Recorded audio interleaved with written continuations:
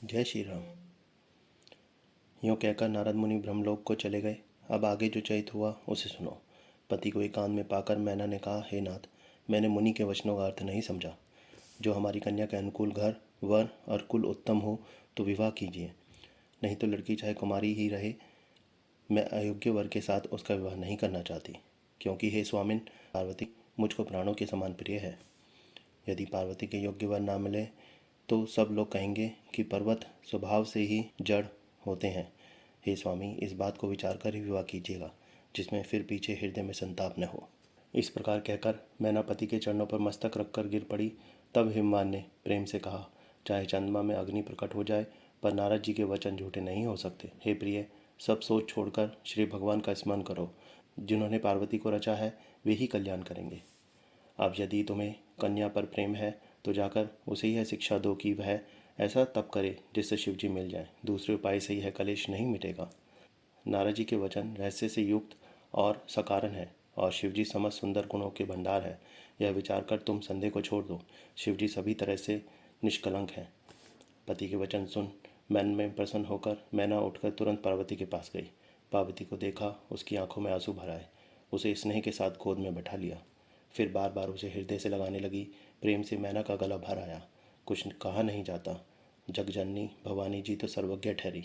माता के मन की दशा को जानकर वे माता को सुख देने वाली कोमल वाणी से बोली, माँ सुन, मैं तुझे सुनाती हूँ। मैंने ऐसा स्वप्न देखा है कि मुझे एक सुंदर गौरवर्ण श्रेष्ठ ब्राह्मण ने ऐसा उपदेश दिया है। हे पार्वती, नारद जी ने जो कहा है उसे सत्य समझकर तू जाकर तप कर। फिर यह बात तेरे माता पिता को भी अच्छी लगी है। तप सुख देने वाला और दुख दोष का नाश करने वाला है।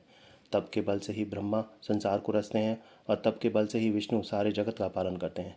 तप के बल से ही शंभु संहार करते हैं, और तप के बल से ही शेष जी पृथ्वी का भार धारण करते हैं।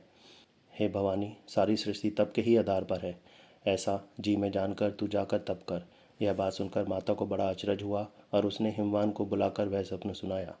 माता पिता को बहुत तरह से समझाकर बड़े हर्ष के साथ पार्वती जी तप करने के लिए चली। प्यारे कुटुंबी पिता और माता सब व्याकुल हो गए। किसी के मुंह से बात नहीं निकलती। तब वेश्यराम मुनि ने आकर सबको समझाकर कहा। पार्वती जी की महिमा सुनकर सबको समाधान हो गया। प्राणपति के चरणों को हृदय में धारण करके पार्वती जी वन में जाकर तप करने लगी। पार्वती जी का अत्यंत सुकुमार शरीर तप के योग्य नहीं था, तो भी पति के चरणों का स्मरण करके उन्होंने सब भोगों को तज दिया। स्वामी के चरणों में नित्य नया अनुराग उत्पन्न होने लगा, और तप में ऐसा मन लग गया कि शरीर की सारी सुध बिसर गई। 1000 वर्ष तक उन्होंने मूल और फल खाए, फिर 100 वर्ष साग खाकर बिताए। कुछ दिन जल और वायु का भोजन किया, और फिर कुछ दिन कठोर उपवास किए। जो बेलपत्र सूखकर पृथ्वी पर गिरते 3000 वर्ष तक उन्हीं को खाया। फिर सूखे पर्ण भी छोड़ दिए। तभी पार्वती का नाम अपर्णा हुआ। तब से उमा का शरीर क्षीण देखकर आकाश से गंभीर ब्रह्मवाणी हुई। हे पर्वतराज की कुमारी, सुन, तेरा मनोरथ सफल हुआ। तू अब सारे असह्य कलेशों को त्याग दे। अब तुझे शिवजी मिलेंगे। हे भवानी, धीर मुनि और ज्ञानी बहुत हुए हैं, पर ऐसा तप किसी ने नहीं किया। अब तू इस श्रेष्ठ ब्रह्मा की वाणी को सदा सत्य और निरंतर पवित्र जानकर अपने हृदय में धारण कर। जब तेरे पिता बुलाने को आवें तब हट छोड़कर घर चली जाना, और जब तुम्हें सप्तऋषि मिले तब इस वाणी को ठीक समझना। इस प्रकार आकाश से कही हुई ब्रह्मा की वाणी को सुनते ही पार्वती जी प्रसन्न हो गई, और हर्ष के मारे उनका शरीर पुलकित हो गया। याज्ञवल्क्य जी भारद्वाज जी से बोले कि मैंने पार्वती का सुंदर चरित सुनाया, अब शिव जी का सुहावना चरित सुनो। जब से सती ने जाकर शरीर त्याग किया, तब से शिव जी के मन में वैराग्य हो गया। वे सदा श्री रघुनाथ जी का नाम जपने लगे, और जहाँ तहाँ श्री रामचंद्र जी के गुणों की कथाएं सुनने लगे। चिदानंद, सुख के धाम, मोह मद और काम से रहित शिवजी संपूर्ण लोगों को आनंद देने वाले भगवान श्री हरि को हृदय में धारण कर पृथ्वी पर विचरने लगे।